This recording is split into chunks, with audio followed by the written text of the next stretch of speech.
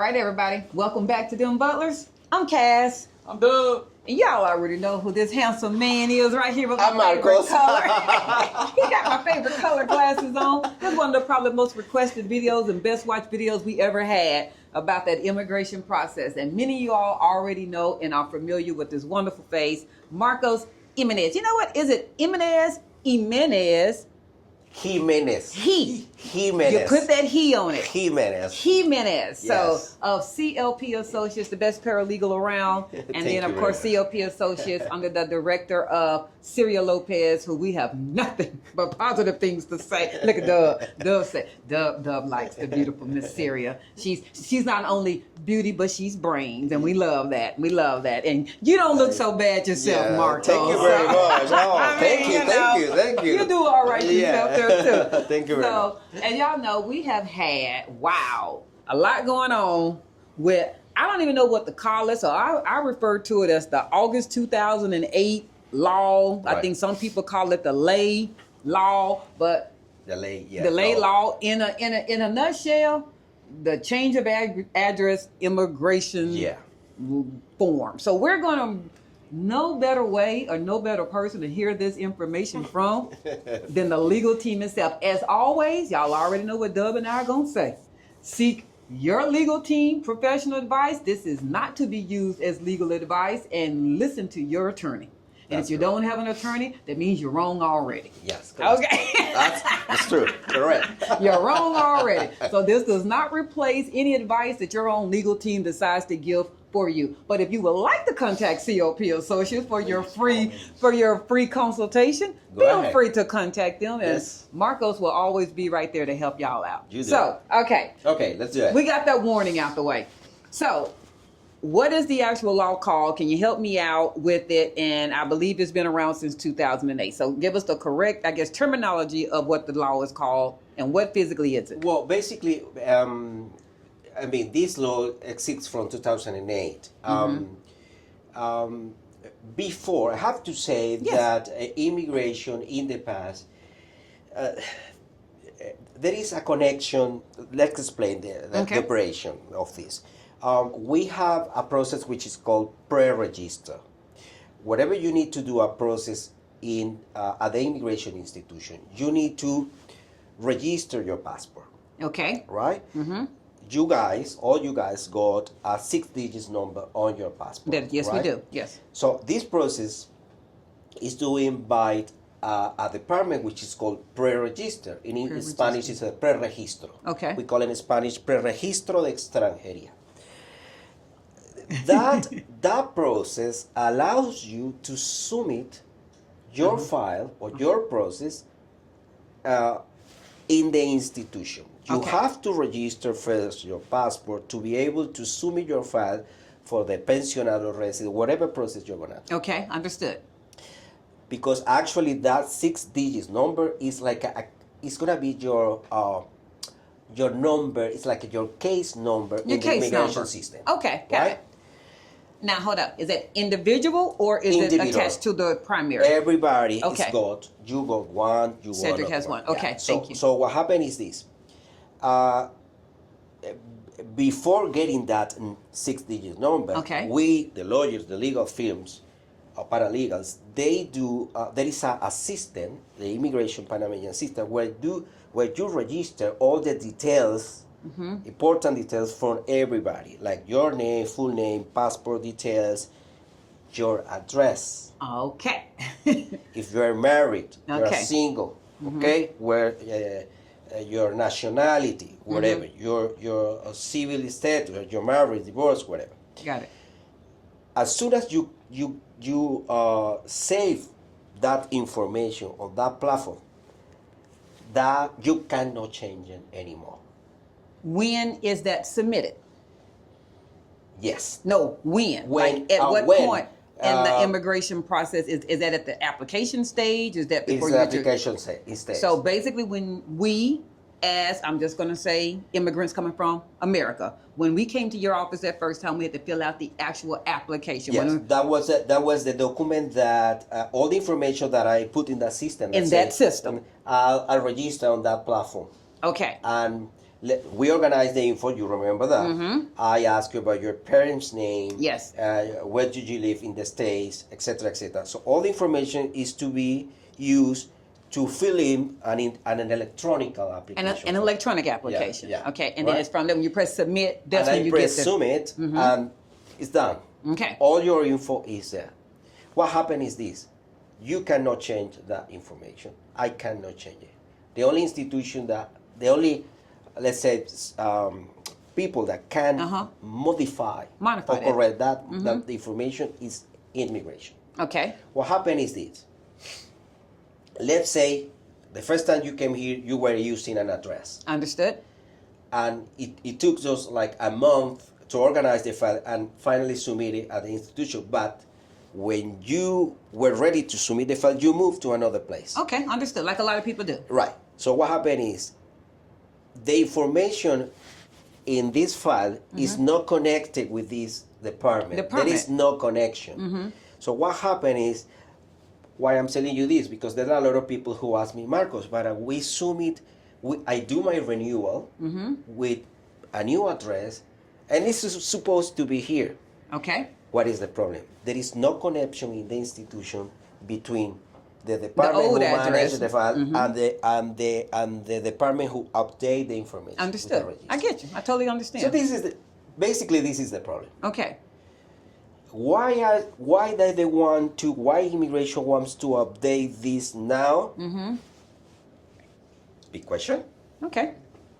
I mean, it is. I don't want to say the word, but a big question. We're not going to. We're not. Yeah, but you don't have to. The simple reason is because they can. I mean, honestly, because they can. Power. I mean, honestly, it's because they can. It doesn't matter what we personally feel that the reason might be. That's an off camera and that's an opinion. Yeah. But honestly, it's been around. It just was not enforced. It's been around. It's been around. I think there is a way also to tell people, especially foreigners, that this is important. It is important. It is important because what I think immigration wants is to put order in this kind of, I agree. We got to get order. Yeah.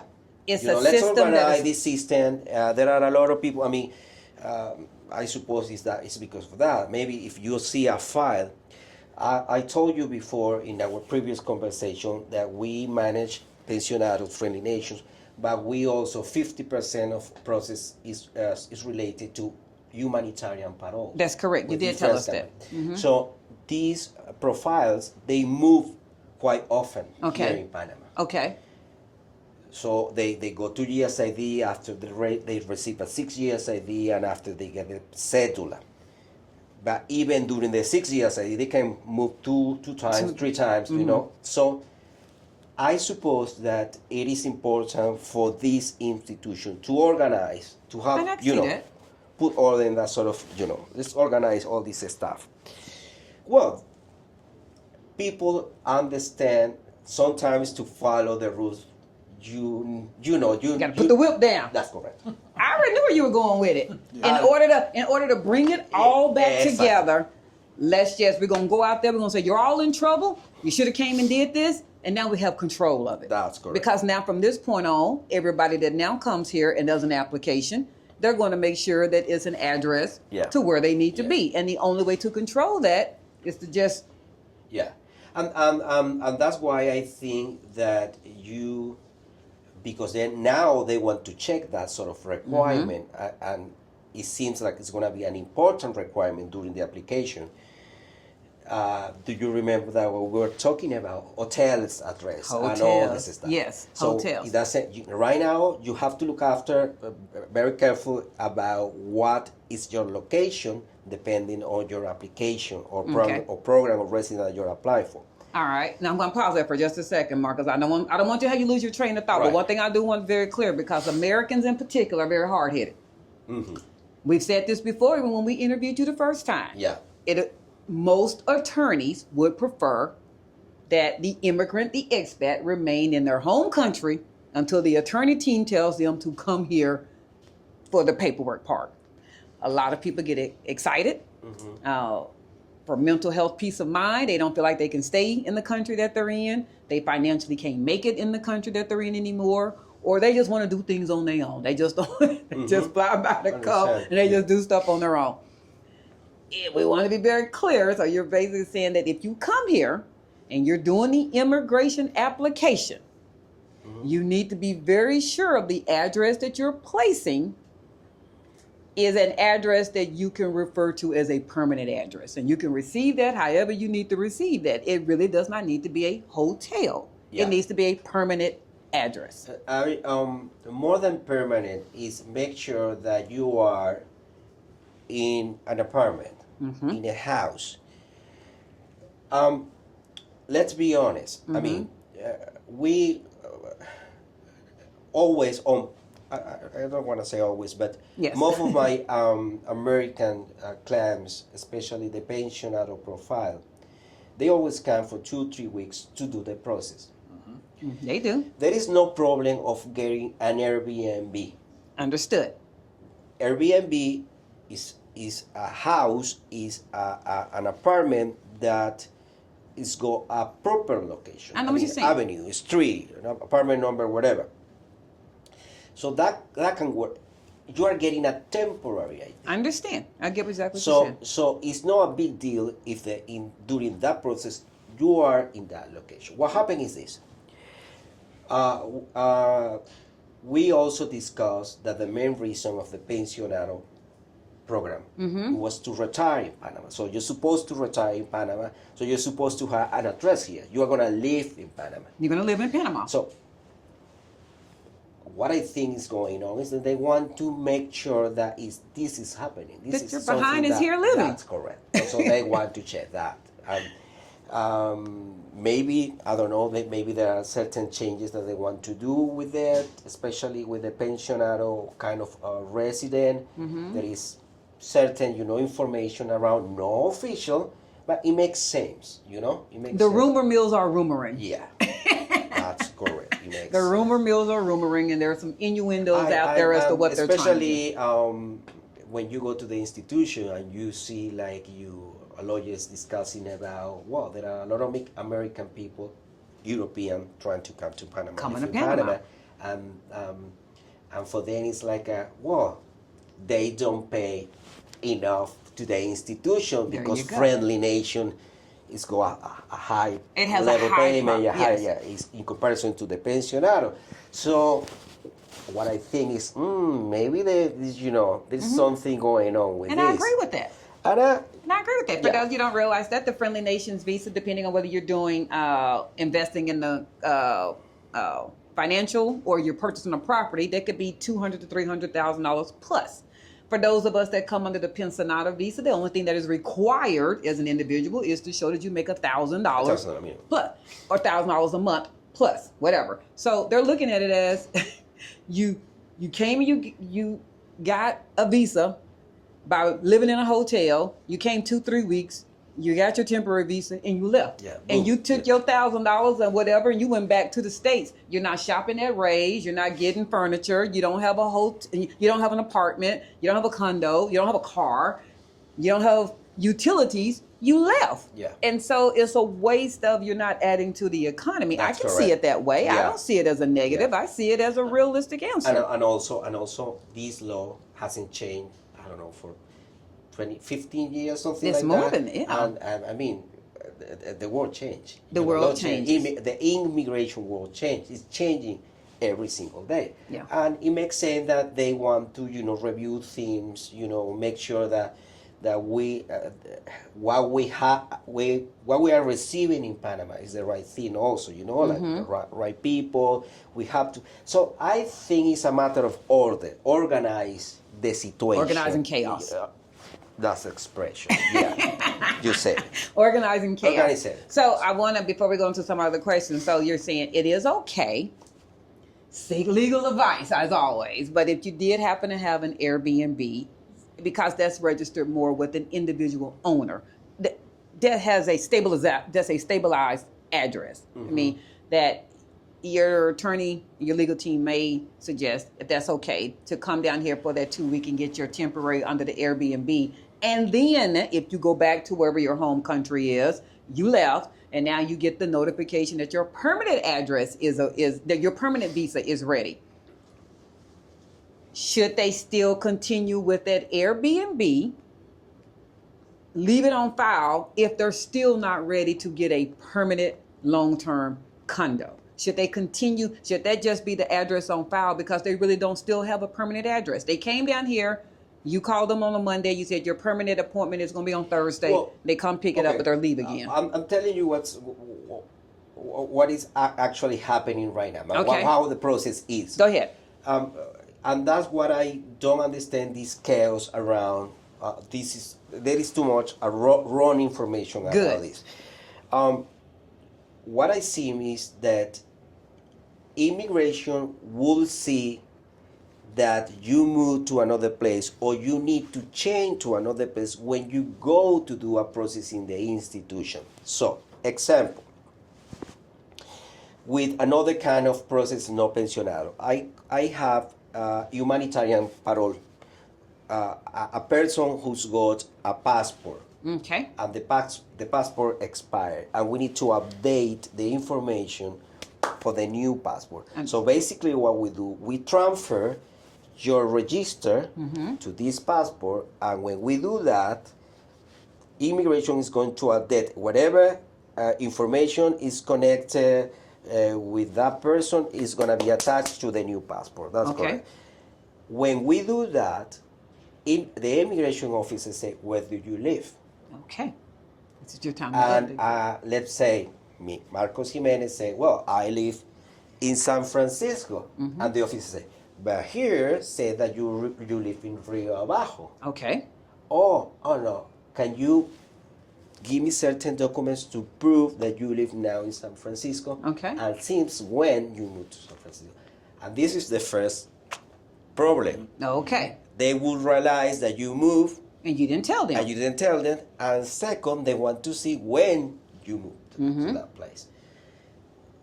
So right now, for me, the only way the immigration has to see if you move charge the fine is when you go to the immigrations to update or require a process. Right.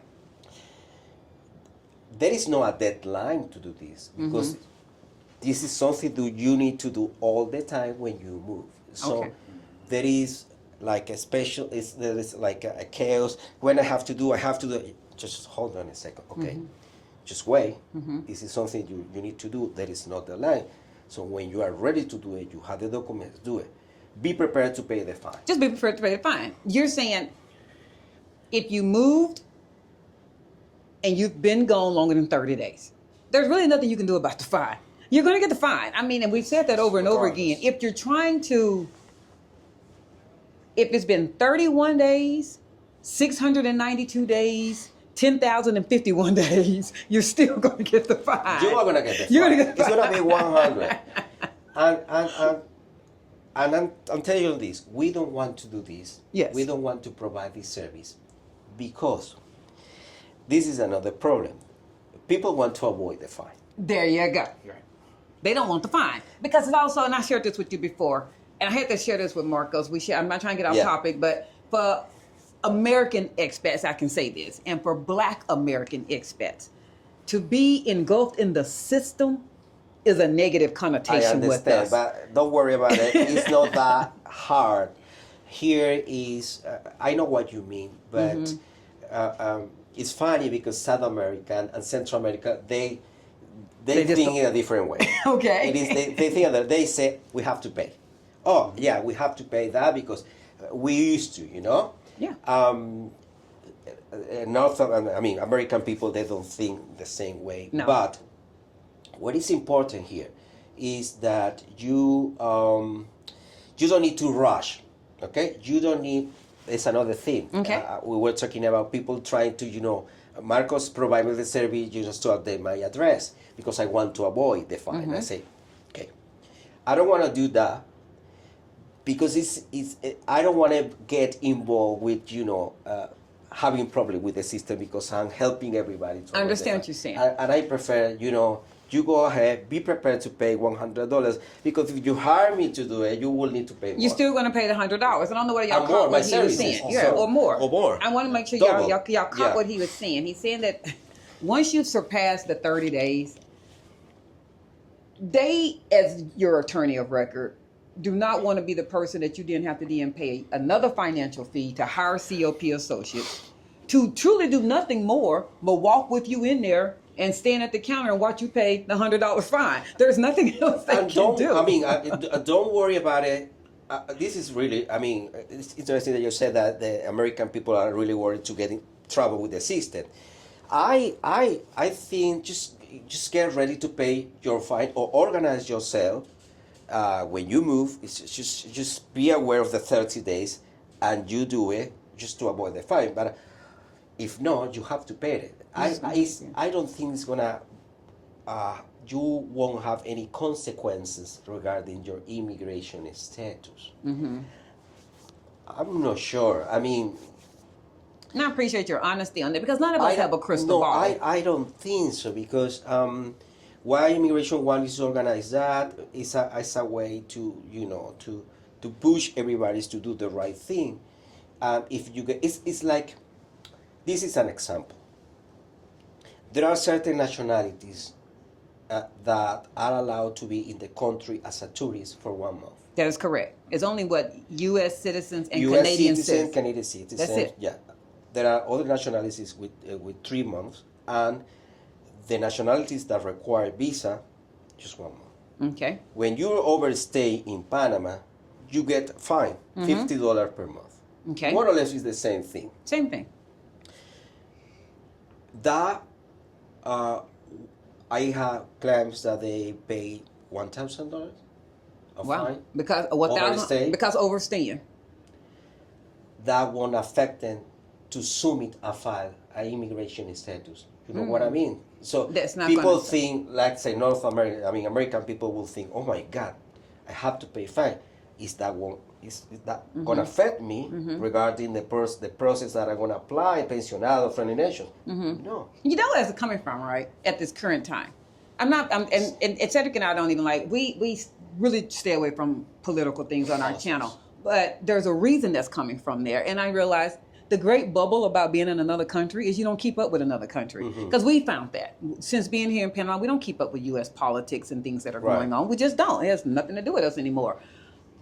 But it has to, I have to give you the background of where that fear is coming from. Yeah. When the administration or the political climate changed in the U.S., one of the things that the U.S.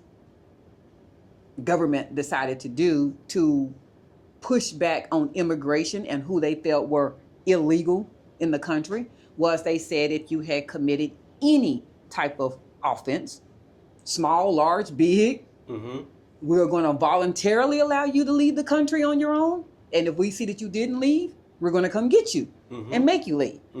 Well, prior to that being the policy under previous other administrators, meaning the political climate, that was never an issue. There was actually had been somewhat of a leeway as to that it doesn't matter if your offense was 50 years old or 2 days old, you were still able to be here. Yeah.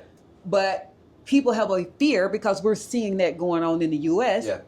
Again, crystal ball, which none of us have. What if this changes in Panama in 5 years? What if somebody says, okay, everybody that had the $100 fine, in order for us to rein back in all of you all moving here, you have to leave our country. That's where it's coming from. And that's what I'm trying to let you know. Yeah. That's the fear. And that's nothing I can answer, you can't answer, because none of us can look in the future. Yeah, for me, all these changes here in Panama make sense because remember, this is a small country. I mean, there are a lot of SIMs Darien Jungle started. We started to receive a huge amount of people trying to, they couldn't make it through U.S. Now they have Panama as an option. As an option. The same problem that the U.S. have with irregular people, with people who's got criminal charges from the past. Pretty much we have the same thing. Not high, that huge amount, but we have the same thing. And I'm telling you this because for the humanitarian paroles process, what we call it here, they changed in the past. You need to submit just the Panamanian background checks, the police record. Now they are requiring from your country. From whatever the country is that you're coming from. Okay, so they are doing these changes. They are really picky about the requirement.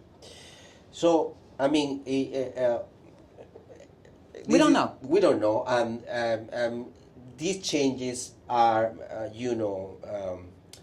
for me are normal because everything is changing regarding immigration just in all over the world here. So what I think is now the address is going to be a requirement. It's just going to be a requirement. Don't worry about the fine. Well, they never were worried about the fine. It's not the fine though. Having the one strike. They don't want the strong strike, and that's what I'm trying to have. Believe me, Marcos, no one is moving here. They shouldn't be moving here, and they can't afford $100.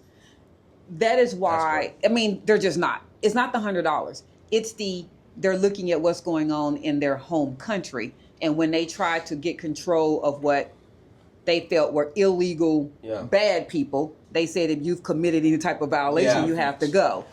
I think there are also certain right now is too early to define what's going to happen in the future. Exactly. Because this is another question mark for me. As soon as you get your cedula, you update your information at the tribunal court. Yes, at the tribunal, the place we picked it Tribunal up. Electoral, Yes, in Spanish. So it seems like your final information is there, and this is the place where you know. From this point on, that's where you need to go. That's correct. So I don't know if as a permanent resident, I mean, how are they going to control that? You know what I mean? I understand the temporary IDs. You get that because part. we have resident friendly nation is a temporary process for 2.5 years. Humanitarian we go IDs for 6 years. Okay. And during that process, you need to update During several that time. times information because you are going to renew. I got what you're saying. Your passport, but the permanent one. You're like, when are you getting renewed at? And I understand what you're saying. So you are a pensionado. I mean, you most pensionados don't work. No. So you don't need to get an immigration status, a certificate say that you need that because you're going to apply for a work permit. So basically, you get your cedula, and that's it. You're not going to be in touch with the institution anymore. So right now, I don't know which is going to be the way to control that situation. From the operation point of view, the logistic process point of view. So that's what, for me, is quite confused. And Unless they're building something. I'm in the zone. This is my zone, you know? So how immigration, I'm not saying, I don't want to sound like you don't do it. No, I don't want to say that. You have to do it. But from the control point of view, from the process point of view, I don't understand how immigration, you guys, as a pensionado, is going to find you, put a fine on you. I know what you're saying. You know find what I mean? you, locate you, and find you with a fee. Yeah. I understand. So when a lot of American people, pensionados, call me desperate about it, I said, just hold on, just breathe. It's not that way. Just, let's do it. This is something that you can do it. So my message here is don't put that pressure on the address situation, even if you are doing the temporary 6 months ID, when you get the permanent one, or even when you get the cedula. You have to do it, you do it. What happens if you get a fine? Nothing. That's this is a must that you have to do. That's my message to be really. I have cases that for 6 years ID, humanitarian parole, we submit the file to the institutions. That person changed his address, and the immigration officer didn't say that. Okay. We were thinking, well, maybe the file was accepted, but maybe during the analysis process, they had something which is called edicto, so that you have to immigration said to be able to continue in to get your final approval, you have to submit extra documents. Yeah, I know what you're saying.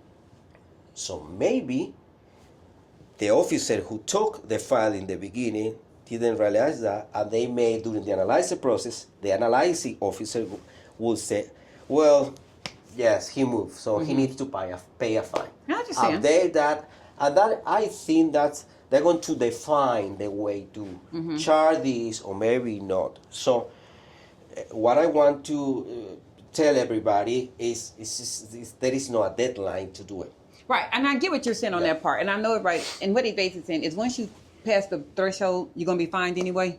To run down there and hurry up and have to pay the $100, you're gonna have to pay it. I just want everybody to be clear on what he's saying, because I know things can sometimes get lost in translation. Marcos is by no means saying do not update your address. Please. Yes. That is not what he's saying, because I know people will leave this interview and they will say, I heard him. He said, don't worry about it. And there's nothing to worry about, because they hear what they want to hear. Yeah, that's correct. He's saying, once you've already going to be fined, to be fined today, tomorrow, or next week, you're still going to be fined. So calm down about it. Just calm down about it. He didn't say the fine was not important. You got to pay it. You need to go update your address. He's just saying to run down there to pay it, you still got to pay it anyway. I mean, just calm down about that part. You're not going to talk immigration. You're not going to talk them out. Now, you're not going to talk your way out of the 100. For those that still have less than a 30-day lease, it is important for you to run down there and update the address, because you're trying to avoid a fine. That's correct. So if you have a new address, for those, so I was starting to use that as a scenario. I'm going to give you two different scenarios, Marcos. I'm going to hope you can keep up with me on this one. We're going to do hypotheticals. These are hypothetical people. They're going to be called Dub and Cass for easy. Dub and Cass come to Panama. They're in a hotel. They come to Panama to get their temporary visa. Should Dub and Cass not be in a hotel to get their temporary visa and be in a Airbnb to get their temporary visa? We're going to start there. We're going to make this real simple for people. Should they be in an Airbnb, or is it okay for them to come stay at a hotel to get their temporary visa and put the hotel address on the application? I guess that's more of what I need to say. I mean, the right thing to do is use a proper location. Airbnb, most Airbnbs in Panama, they go proper location. I'm telling you about house. House number, whatever. San Francisco house number 75. I don't know. Whatever. I got what you're saying, Marcos. This is a proper address. That's a proper address. Okay. They have, example, I had a lady who came to Panama for 4 weeks. Her best friend is living already in Panama. Okay. The intention of my client is to buy a property. Okay. That takes time. It does take time. I mean, you are not going to rush and do that in 4 weeks. Exactly. So, her friend is established here. Understood. And her friend allowed her to be to use the address and use the address. Understood. This is something that you can do. That's legal. That's legal. That's a house. That's a place. Same thing with Airbnbs. Yes, it's a place. I have one case where the Airbnb owner provide a lease contract for the person for 6 weeks.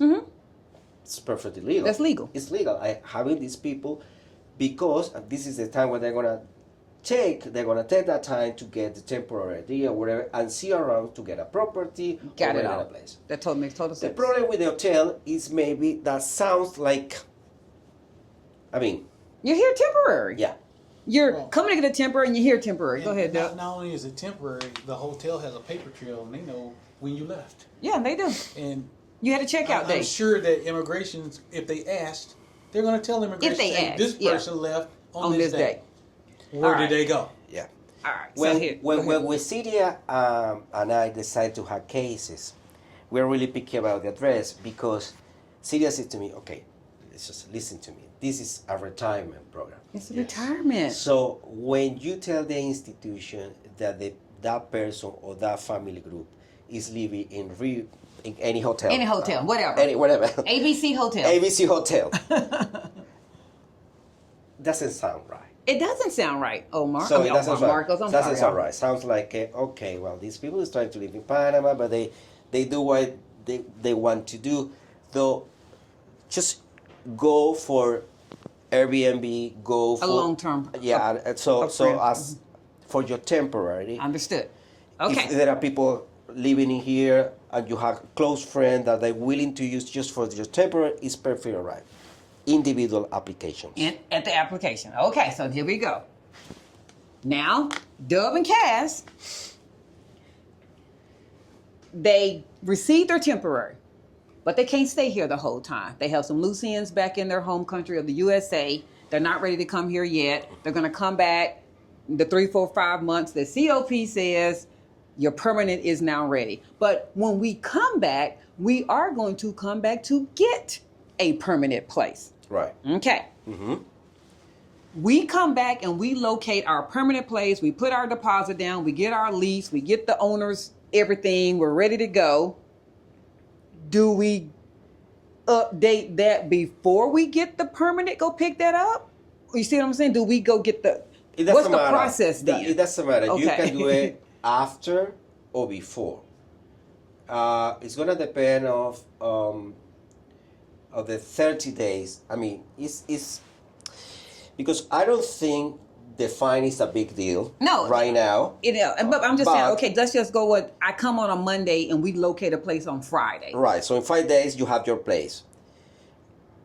And let's say the following week you're going to get your permanent. Get our permanents, that's what I'm asking. I'm just giving real dates so people can keep up what we're talking about. You can do after that. Yeah. We can, because at that point we have our permanent and then we just go back to that same location with our new 1-week-old lease and update our address. Or, this is, or if they change the rule, what I'm saying that right now we're talking that today's rules. You're allowed to do it. I mean, you're allowed to do it after the permit or before. Okay. But maybe I don't know. I know what you're saying. Maybe when you go to immigration and you're gonna get your ready, they may ask, "Where are you living right now?" And you say, "Well, this is."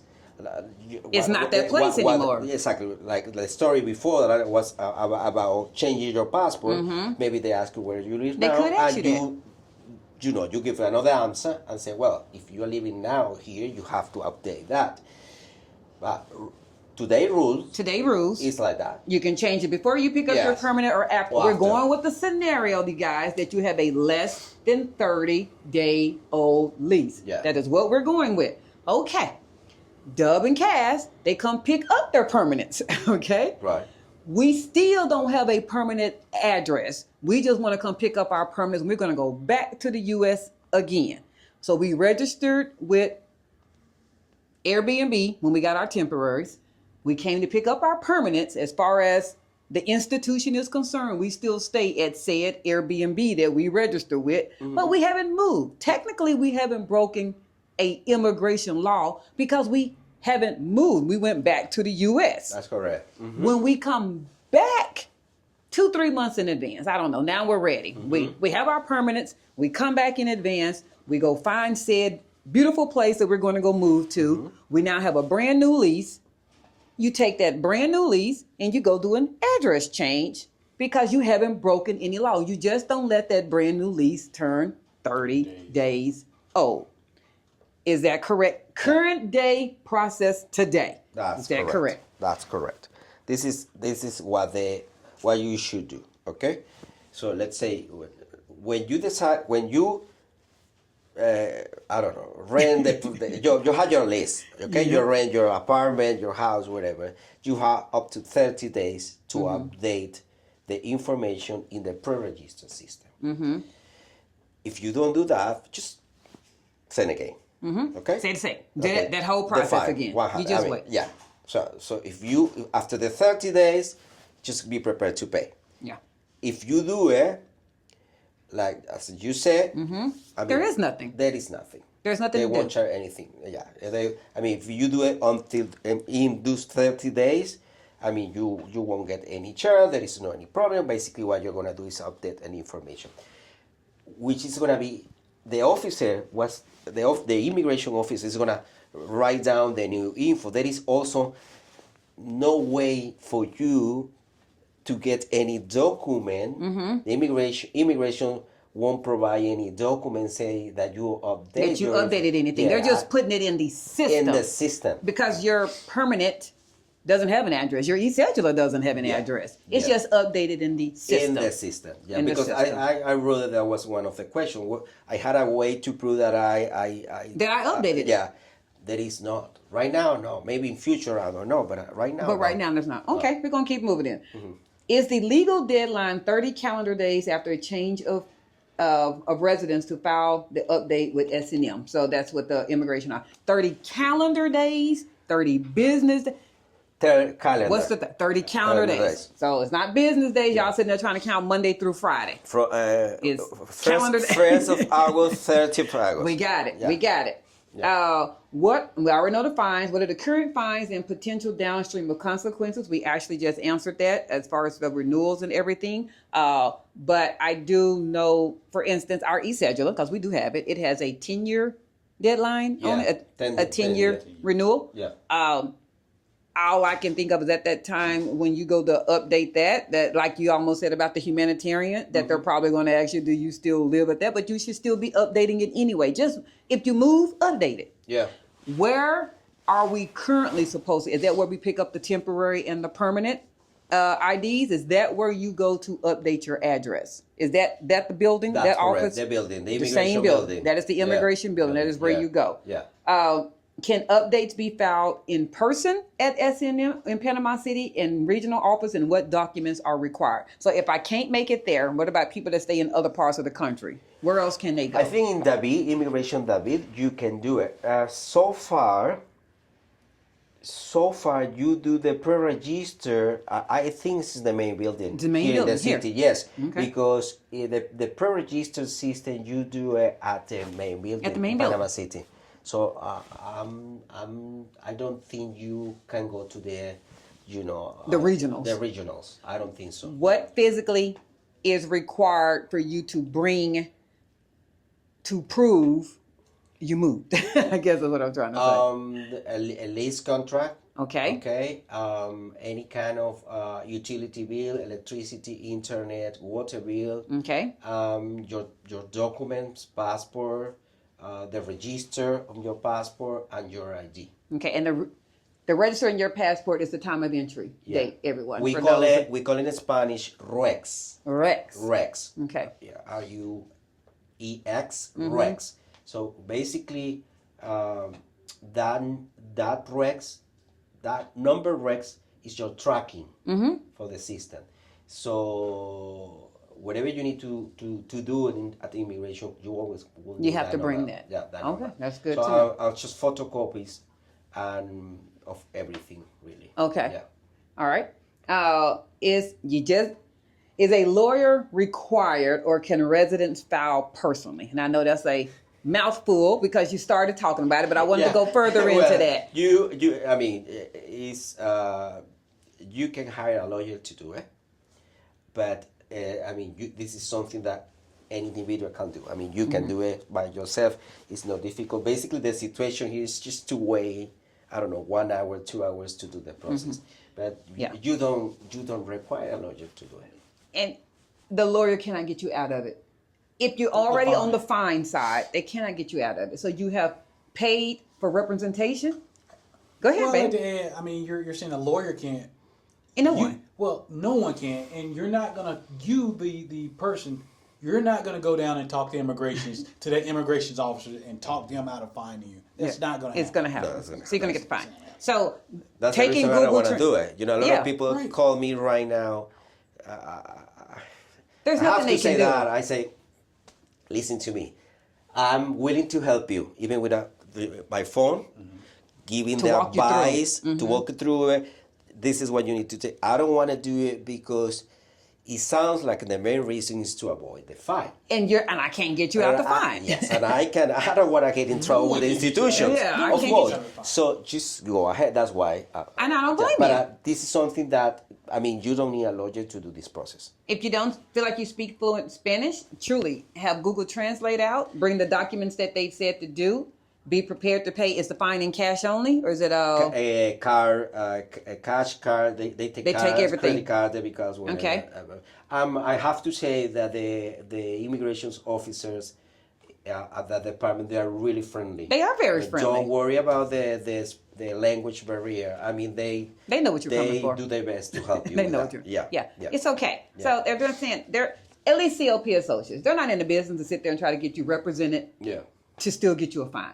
Cedric and I did another video. We said most of the time when people hire an attorney, they want an attorney to get them out of trouble. So when the attorney can't get you out of trouble, it's like there's no point in hiring us just for us to walk you in there. You still get a fine. And it's funny, I say to my South American clients all the time, I say, listen, if you hire me, you're going to pay double. So be prepared to pay your fine. You're going to pay double. Right. And because sometimes it's quite hard to update your own personal information, like the lease contract. You have to talk to your landlord. I have to say that most of the time there are certain difficulties between that relationship between landlord and the person who's renting the apartment or whatever. It takes time to organize those documents. It does. And it seems like the lawyer, when you hire a lawyer, the lawyer help you to organize that. I agree with that. And I say, you can do this. You can do this. Yeah, you can do this. I'm not the person with the relationship between the landlord. You know what I mean? It's I do know. So that's why I don't want to get in that sort of process, because it's pretty inconvenient. It's too much information around. Everybody's a case. Yeah. It's not something you want to be, that you need an attorney on retainer or a paralegal to do. Yeah. You guys, it's just, do you go hire a surgeon to cut your toenails? I mean, it's a little overkill. You can go hire a surgeon to cut your toenails. That was a very expensive toenail clipping. It wasn't worth it. Yeah. It wasn't worth it. Yeah. And you just said this, what official receipt should clients expect after updating, and how should they keep it? I realize that right now there's nothing that they can get. Would it be customary? Could if I felt better knowing, could I ask for a screenshot that they updated my address? They're not going to give you nothing. Get it. I mean, right now, this is today rule. Today's rules. Today's rule. What you do is basically you update your information, and that's it. Okay.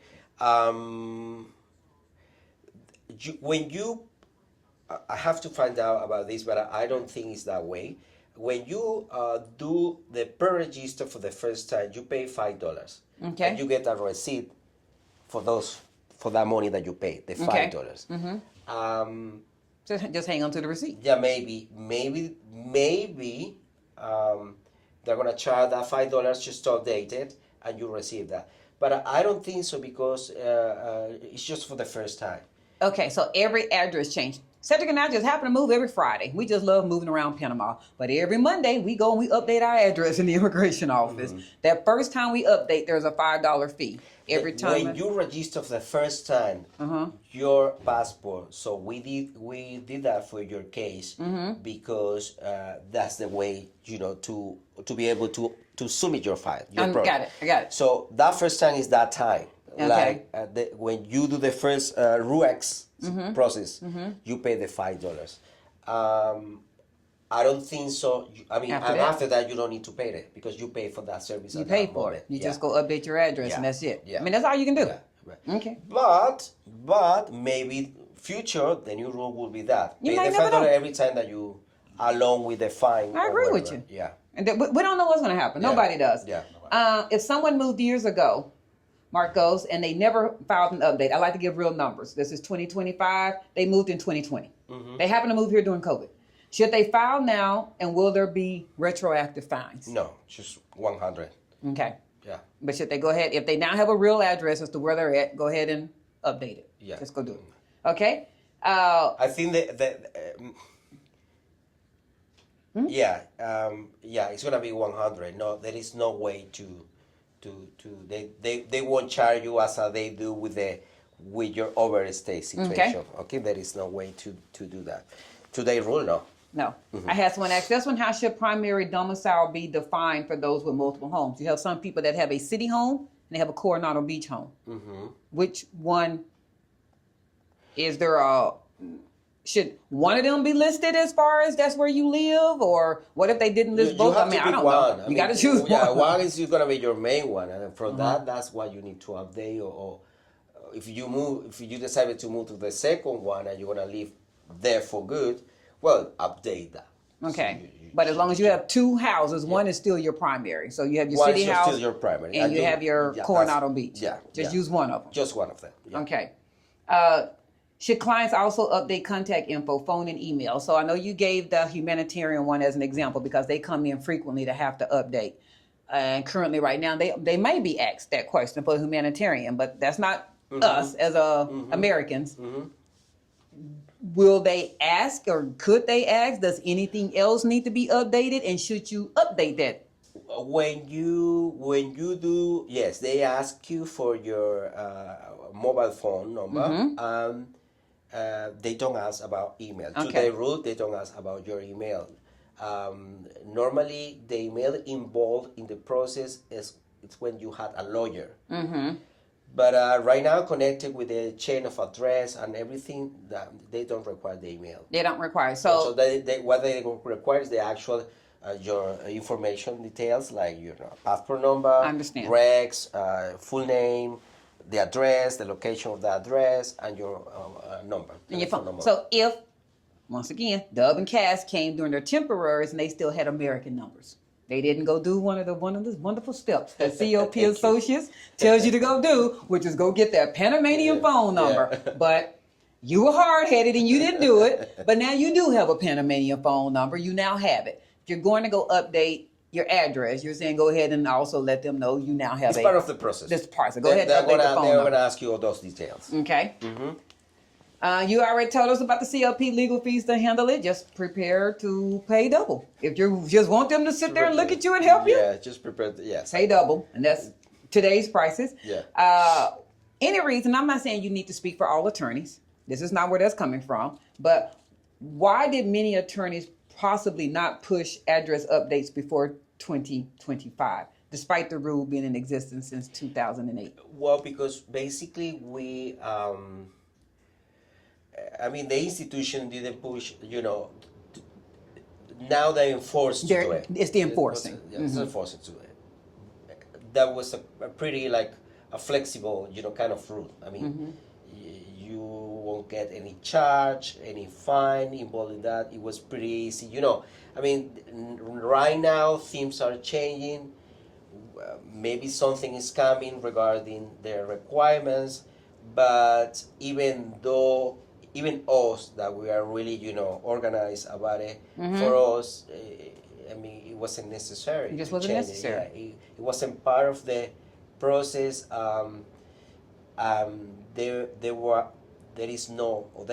Back to those days, there was no rule, or a must to do it. Okay. But they changed it. They just changed. Things changed. Everything changed. We have to be prepared for adjust. This is like life, Yeah, and there's a lot of immigrants. That's the term that Cedric and I like to use. Others like to use expats that are relocating. Panama is a wonderful country. It's a great country that's on the horizon. A lot of people are here filming and recording their day-to-day life, and they see people having the time of their life, and they come in here because of the great black exploitation, as they like to say. We're all getting out of there. So there's a lot of people coming. Yeah. And they're not necessarily trying to make you not come, but they also probably see the expansion of how far this can go. And this is a process that has not been quite streamlined, that we probably better get our hands on this before we have 10 million expats, immigrants living here, and we don't know where these people are. They're just here. Yeah, they're here. Yes. They're just here. Yeah. We don't even know where they are. That's so correct. I can see that it's the foundation to a process that they need to get started. And who knows where the growth of where they're going to take that to be. That's correct. That's something nobody knows. Right now, the problem is not right now. Maybe we will see in future. We might. Yeah. We just never know. Yeah. It's not out there right now. We don't want rumors to go. It's not out there right now. It's not rumor. It's nothing official, but maybe there are certain changes and rules that they're going to define in future. That might understand. Yeah. Who all is required to do this? I know the answer, but I want to hear you say it, because there's a lot of rumors going out there. The minor children need to also update their visa, husband and wife. Who all is required to do it? Is it everybody?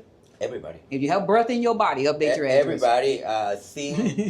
Minors, they don't know. The minors are on the responsible parents, the legal parents.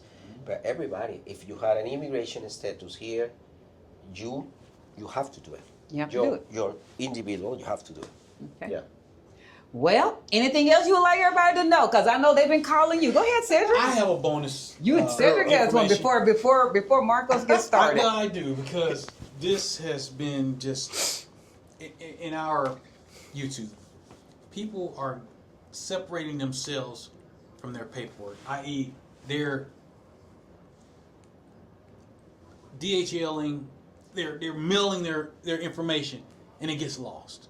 And then they come down and they have nothing. Give him the backgrounds. Okay, we're gonna go back. Do you remember when we actually started our process? Yeah. What was the one thing that we did every time we got a new paperwork back, apostilled and or notarized, and both at the end of the day? What was the one thing we did every time we got one for you? Just send me the information, take the picture through WhatsApp, email. Yeah, all the time you were updating every the time. information. And sometimes you provided feedback. I don't know if that's going to work. Let's go get this one. And then somebody said, nope, that's good. Thumbs up. Move on to the next document. Yeah. What Cedric is getting at is instead of doing that one thing, just taking a picture and sending it via WhatsApp, whatever. They're compiling it all. So all the documents, everything that we gave to you that day, they're compiling it and they're putting it in DHL or FedEx and they're sending it. Yeah. And it gets lost. It's been lost. It's been or they come down to the country and the package hadn't made it. It hasn't made it here yet. And they have no idea where it's at. They've also gotten here, and because the attorney is now in the office and they're looking at going, that's no good. That's funny you say that. And now they're here and 2 of your documents are no good. Yeah. And they're like, well, I'm here now. We're supposed to be going. And they're like, well, that's no good. Doesn't matter. And that's what he's getting at. What is the deal with, is that something that people are being told to DHL it, or they just, they don't want to send it? Our rule here in the office is to check everything before you arrive. Before you arrive. Before you arrive, we have to make sure that we have the right documents in the proper way, ready to be taken for the immigration institution. So I have to check everything. I don't like the DHL, even though it's a good company. Yeah, we're not speaking negative about DHL. No, I don't want to say that. That's not what we're saying. Actually, I prefer to use it because it's really quick. Yes. But I always prefer that your own personal documents, you keep bring it with you. Keep it with you. Keep it with you and bring it with you. Okay, our first meeting, yes. When you arrive, the second day, we review. But I always prefer that you bring the documents. Don't use mail. Oh my gosh, they've done that too. I had clients that they say me using mail. There is no universal mail system here in Panama. It's going to get lost. Yeah. It's going to get lost. Somebody advised us, Marcos, not the case, and we're not expecting you to answer these questions for people. They were advised that the attorney told them to said client is not going to fly here until September 1st, next week. They're not coming to September the 1st. They DHL next day, whatever term you would like to use, their paperwork to get here yesterday, Wednesday. But they're not coming until next week because their attorney on record advised them, I can go ahead and get your immigration process started with the paperwork that I have. Now, Cedric and I, because we've gone through this process, we do. Let me answer my question first. You know that. I do know this answer. I know the answer, but I was not going to argue with this said person because there's no point. Yeah. 2 things that I know that you personally need to have before we can even get started. One is our individual passports. That's correct. We physically relinquished our passports to you. That's correct. To take in the immigration, not a copy, not a photo, the passports. Yeah. The second thing was we had to physically sign our application. Yeah. Before you could even take anything. That's correct. So now those are 2 things that I personally know. And you need to sign the power of attorney. You got to sign it. To allow the lawyer to do it, you have to be do in on your behalf. So there is nothing. So there is nothing that you're expediting. As a matter of fact, you just basically sent $200, $300, $400 worth of paperwork that's going to be sitting right there on the desk when you get there. You hope. And the attorney's going to probably do this. He's going to open up the envelope right in front of you and go, okay, let's see what all you shipped. Yeah. And you're going to sit there and go, why did I ship that? There was no reason. I have few clients that I don't know why, but even though I do the consulting online thing before, there are people that believe that as soon as they retain our services, the process started. It started. And I say, oh my God, what I explained wrong? No, you didn't. No, you didn't. What's going on? But it's a certain kind of behavior that I Black can blame Americans. This is the... Well, I don't blame you. This is the first time that you are dealing with this sort of process. With immigration. I totally understand. Yes. Because we deal with that sort of behavior with the South American behavior, with the Jamaican community. Yes. And you guys are all different, and we know what we expect from them regarding that sort of, thinking, listening, and following behavior. directions. Yeah, following the directions. So I understand, but it's funny because they said, "Well, but I explained this." You explained it perfectly. Yeah. What's Marcos, going on? No, he's being modest. Not only did he explain it. Yeah. He told us the direct order we should go. Hey, direct order. This Do is going to first. take you the longest. Do this first, because when you get something back apostille, that's when your date starts. Yes. Yeah. But them, you're not expediting anything except your paperwork. That's all you're doing, and it just got here in this city. It's just sitting here. The only thing that you can do with your papers, with the whole papers in advance, like let's say you send it, no DHL or whatever, even the picture is this. You can do your Spanish translation. They can start doing this translation. And this is what I do when I have one of my clients or you guys send me the whole package legalized. Just I print it up and I'll put in a file and I'll send that to my Spanish translator, and I say, you started to do this because I don't know how many pages or whatever. This is the only thing that you can do. But that doesn't have to be next day. No. You should not that can be a yourself photo from your paperwork. Yeah.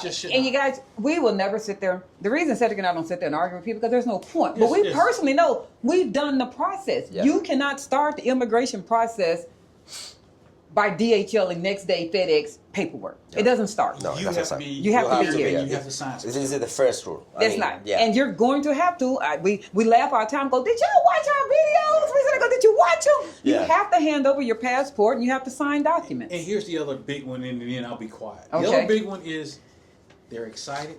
They come to Panama and they haven't done the FBI. They've done everything else. We can't tell you how many people have gotten here, and lately they've been like, can somebody tell me where I can go get the FBI background check from in Panama? But they left the United States. You wouldn't have advised them to even come to Panama yet. I know you wouldn't, but we want to hear you say that because apparently that's going over their head. Just remember, everything, all the documents, you need your own documents from U.S. Okay? If you're from the U.S. or whatever your said country is. Yeah. This is something which we call international legalized process. You take the Panamanian consulate process or the apostille process. Okay? Both are acceptable here. This is your homework. I mean, you shouldn't leave your country. Don't leave your country. Don't leave your country without doing the legalized international process. It's not just the document. You have to do another step in order to be accepted by the immigration we understand that. in Panama. I explain it all the time, but I know you do. You know. But they come here, and I know you said you probably don't have people sit right here, and they're like, okay, we're ready. The majority of people understand, I have to say that. Okay. There are certain cases that even though I do magic with my cases here in He does. but don't do it, okay? Just you make sure, and we're pretty busy right now. Sometimes I don't have the time. We don't have the time. All the team, we don't have the time sometimes to answer quite quick, but we will. They get to you. Just keep going. I always said, even with my Colombian, South American, Jamaican, just if I don't answer first time, you keep posting me. I mean, I will. That's what you're saying. The thing is that the logistic between customer service, online consulting, the actual purpose, which is the process. I have to divide myself. Yes, divide his time. But yes, don't rush with your documents. No. I mean, you have to be really organized. Don't leave the country without the legalized process. Even apostille Panamanian. If you have any doubt, just text me. Use WhatsApp. We use a lot of WhatsApp. WhatsApp. This is the faster way. Use WhatsApp. Yeah. Stop emailing all that. Just WhatsApp. Unless he tells you to email him something, use WhatsApp. Yeah. There's another thing that's going on. Syria, the main director, she's got WhatsApp active as well. Sometimes you guys text her. Oh. She's been receiving messages, and she's trying to to respond and all this stuff. Because sometimes I'm really busy. She's helping me with that. It's funny because she she gets answer from the female point of view. She does. She does. And sometimes people say, "But I'm not talking to I'm not Marco. talking to I'm Marco. talking to a lady." I can say, tell. Yeah, well, this is part of the team. So there is another WhatsApp that you can do. The big Yeah, part. it She's is the part of director. team. She's That's the a director. But she wasn't involved with the expat situation. Now that we are creating this community, yes, she's part of the team. She's little by little. Because he's just grown and they just doing out. They're bringing a lot of business, you guys. Yeah, that's great. Well, feel free to contact us. Text me. I'm willing to help you all the time. All the time. With the right information. And y'all, give him time. I know you guys are excited, but please, Marcos is going to give you step by step what you need to do. Yeah. You're not helping him by jumping steps. Yeah. You're just not. You're going to slow your process down. You're not. That's what you're going to do. And now that they are doing the address, whatever they're doing, you're surely not expediting the process by trying to hurry up and get here, and you don't even have a place to stay. No worries. Someplace to stay. Yeah. So calm down. As everybody keeps saying, calm down, breathe. Calm down, breathe. You might not going to go anywhere. Yeah. It's going to be here. I realize whatever reason that we're all trying to relocate, our own personal reasons, but do it in order and do it in order the correct way. That's correct. And it just make everything so much easier. Yeah. You don't have to go through and do cleanup. It'll be done the correct way. And the last thing that I'll put in there. You said that a couple minutes ago. I think I did. That's your fourth time. Yeah. You say two. Yeah, Americans coming down to start the process, they got to realize when they come here the first time, they're a tourist. And if they, by accident or whatnot, start the process, they're still a tourist until they get that temporary. Yeah. And so you can run out of time. Yeah. And you got to start over. Yeah. Well, yes. There is a situation. Sometimes I have people that they do their papers, and they come to Panama to visit, to do you guys call it boots on the ground. Yeah, when you search for the properties, scouting. They're scouting trip. That's what we call a scouting trip. When you do the scouting trip, and they say, "Well, I'm gonna leave you. My documents I already have it, but my plan is not to submit the process. It's just to do the scouting. Okay. But I wanna. And after that, I'm planning to come back to Panama in 2 months, 3 months time. Okay. But they leave me the paper here. But the date still started. They started, but the situation with this is the FBI report. There you go, that FBI. The problem with this is it already happened with three couples. I said, remember that when you get your FBI report, you are allowed just to fly to Panama. That's correct. Even though you are flying to Panama, you are going back to the U.S. Oh. And you are creating this touching thing, back and movement, let's say. Oh. The institution, the immigration institution may take your document. They can take it. But if they realize checking, because this is, it goes to an analyzing department, they will see that and they may ask for an updated one. They understand we have to get a second one. I want that very clear. Wow. On our last interview with Marcos, and some of you all didn't stay for the whole 2 hours. That's why you missed this one. You totally missed this. Yeah. At the end, he said, we're going to say Americans because there's only one country that deals with FBI. Yeah. But I'm going to say that it's for whatever country you happen to get. Okay, whatever country. But I'm going to say for America. Once you get the apostilled and notarized FBI background check back, the very first point of entry international country that you can touch down back in, once that has been received back into your hands, is Panama. You cannot go to Jamaica. You can't go over to Costa Rica. You can't go anywhere. You have to come to Panama. And you can't be in Panama and go back to the United States. Because you did it in the wrong order. It just boarded. So that's the problem. Once you get the FBI background check apostilled and notarized. In other words, y'all, I'm going to keep it simple. If you're not ready to come here and get the immigration process started, then don't leave the U.S. yet. Yeah. Your date is going on your apostilled and notarized FBI background check, but you haven't did anything wrong yet. Mm-hmm. You need to leave the country, come here, stay, turn in the paperwork, and get your temporary. Once you have done that, your FBI background check has been turned in. Yeah. Now they don't care where you go. You can go wherever you want to go. Yeah. As far as Panama is concerned, do what you want to do, go where you want to go, don't commit no offenses and don't get no criminal charges. My advice would be, come to Panama, do the scouting thing. Yes. And as soon as you go back to the States, submit and wait for them, and let's plan the whole trip. Plan the whole thing. That's how we did it. And the funny thing is, that's how Cedric and I did it. Yeah. We basically, the only difference when we came down for our temporary, we had a place to stay. We booked, we rented, and everybody laughs about that. Yes, we rented a place knowing we weren't going to be in it for 2 months. Mm-hmm. But we had an address. That's why we didn't have to do an address update. We completed our paperwork with our permanent address, which is where we are right now. But for those of you that, I don't know, we always say copy, paste, repeat, and Cedric says it all the time. You don't have to reinvent the wheel. Yeah. We're not saying that everybody has money to just spend on empty condos and they're not going to be in it. But that just means you wasn't ready. You weren't ready yet. You wasn't ready yet. Yeah. Because Marco said it at the very beginning. You're supposed to be retiring here. Right. Yeah. And there's no other nice way of saying it. People don't like it. They don't like the sound of it. You're supposed to be retiring here, not using this as a drop off. If I feel like it, a timeshare. I mean, whatever you want to look at it, that's not what the country is supposed to be. Yeah. Yeah. You're supposed to be living here. And rules are changing. I mean, right? Today's rule is that allows you to do that, maybe to have the resident and live in a U.S.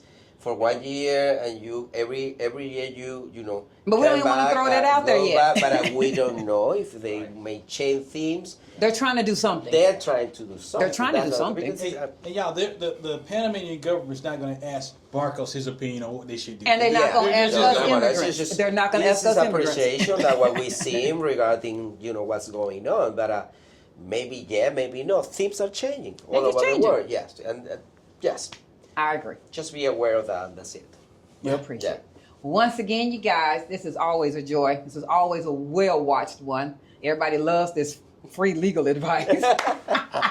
And y'all know he's a ham. Everybody loves Marcos. This is just our family. This is part of our life, and we love them. We love CLP Associates. We love them all. We really do. And for those of you all that are looking for a great legal team to represent you, Cedric and I have nothing but positive things to say about CLP Associates. We had no issues. We didn't have to go back to the beginning and start over. We didn't have to fly back and forth. We were right the first time. So that's all we can tell you. No, we weren't right the first time. We listened. Yeah. And Marcos directed us. Yeah. So for some of you all that may be having issues and concerns, I don't know. That's all we got to say. We hired a good one. And trust your professional. And we recommend them. So once again, as always, like, share, follow, comment, subscribe. With that, we're out, y'all. Look at it. Thank you, guys. Live long and Say bye.